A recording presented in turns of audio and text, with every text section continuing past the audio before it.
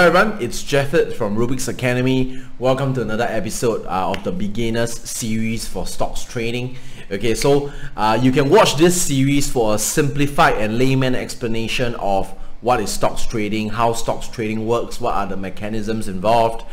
It's important that you understand the mechanisms involved as a newbie or as a novice in the industry so that you can avoid the pitfalls. That's number one. Number two is so that you understand what's going on before you just blindly follow the crowd and just blindly buy.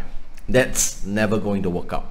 Okay, and I covered some of these psychological pitfalls in my other videos on YouTube, so you can watch those videos to understand what are the psychological pitfalls that you will face if you just follow the herd, if you just follow the crowd. Okay, now today we're talking about part 2 on how orders and prices interact. Okay,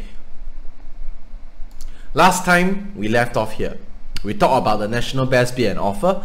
We talked about what is the bid price, what is the ask price, blah blah blah blah blah. Okay, today we're going to continue. Now, so what will happen if I have this? What will happen is the buyer who wants to buy 100 shares at $5, what will happen is these two will meet, right? Okay, so although he's offering $5, what will happen is that he will clear out the 100 shares at $3, meaning that those 100 shares will be bought up by him straight away, but it will be transacted at $3, not $5. Okay, so then this level will be gone. Okay, this pairing will be gone.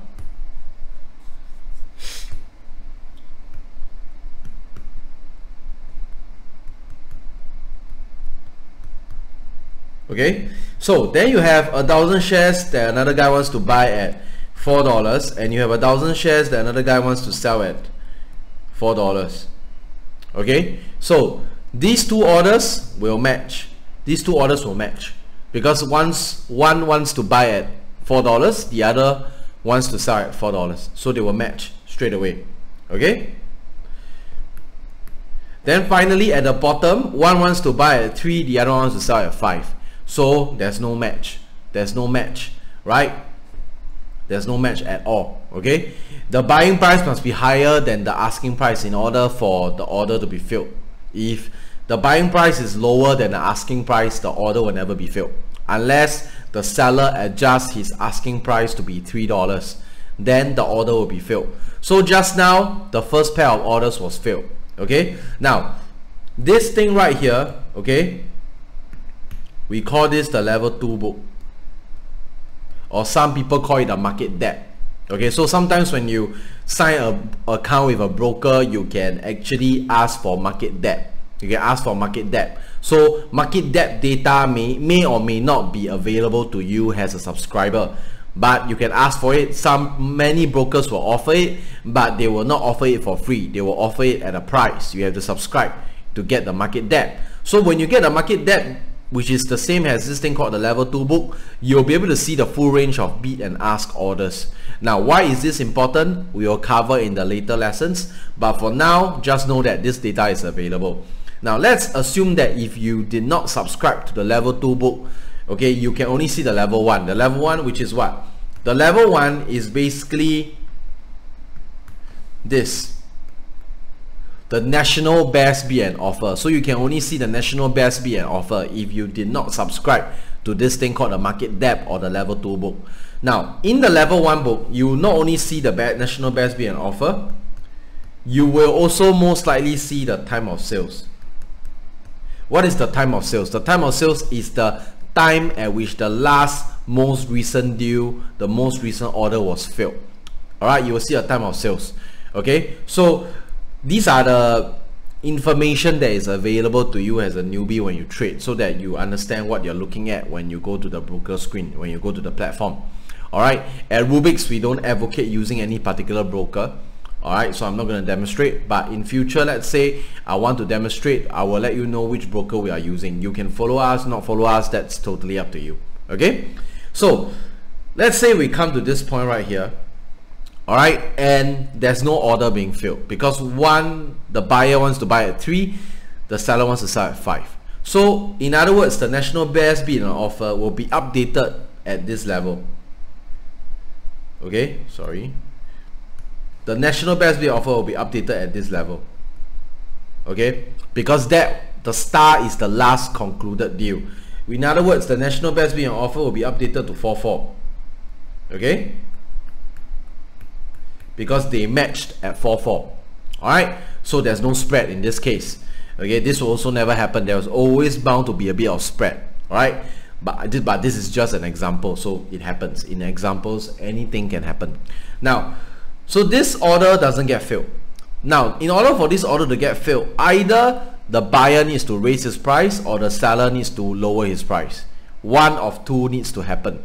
But if it doesn't happen, then the orders stay there and everything stays status quo. Now, there is one way of getting the order filled. The other way of getting the order filled is if another seller or another buyer comes in that can provide the national best bid and offer. So for example, another order comes in. Alright, this one, he wants to buy 500 shares at $5. Okay, a new guy comes in, wants to buy 500 shares at $5. Now what will happen is these two will match.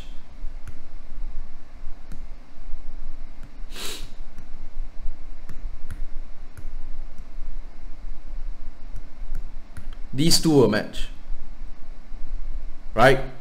Okay, if you can see the green arrow, I'm sorry, it's a bit messy. Okay, these two will match. So what will happen is that this 500 shares at $5 will be taken out, the order will be filled, and the 1,000 shares here, instead of remaining at 1,000 shares, it will now become 500 shares at $5 each. So if on the bidding side there are no new orders, there are no new buyers, then this will stay as it is. 1,000 shares at $3 on the bidding side, 500 shares at $5 on the asking side. And that, in a nutshell, is how orders and prices interact. Now, if at this point you still don't understand, you have two options. Number one, you can repeat this video, try to understand it. Number two is you can purchase the foundation course. Or I have to be fair to the guys who bought the foundation course, right? Because they bought it with a small amount of cash, so they deserve the full in-depth explanation. Alright, but if you are sort of acute enough to catch all the hints or all the information within this very short video, then fine, you don't need the foundation course. But if you want to, you can go and buy the foundation course, or you can just watch this video, repeat it a few times. I believe with your intelligence you will be able to understand. Alright, so this is part 2 of how orders and prices interact. Today we went through a few terms. We went through what is called a level 2 book, or what is called market depth. We went through this thing called time of sales, which will record the last transacted or the last filled order and the timing of that filled order. Filled, F-I-L-L-E-D, filled, not F-A-I-L-E-D. Okay, filled order. Okay, so now, depending on the broker that you choose to use and trade with, the filled orders timing may be Eastern time, or maybe GMT time, or maybe some other time zone. I don't know. But usually if it's a US broker they're using Eastern time, which is EST. So you have to make sure you get your time zone correct. We'll talk more about that and the tools to use in the future lessons. Alright, actually I already talked about that. You can use the economic calendars provided by Bloomberg or by Forex Factory to make sure that you get your time zones correct. Okay, so that's it for this lesson. Just remember level 2 book, market depth.